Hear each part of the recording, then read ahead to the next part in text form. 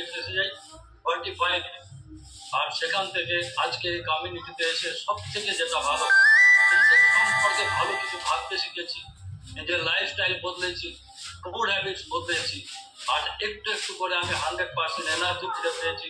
আমার নি pen 17টা medicine ছিল, সবার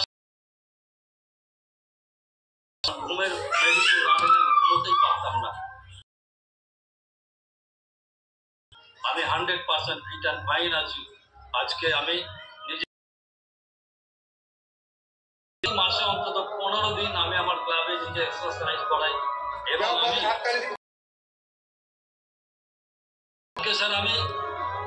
আমার মনে এতটাই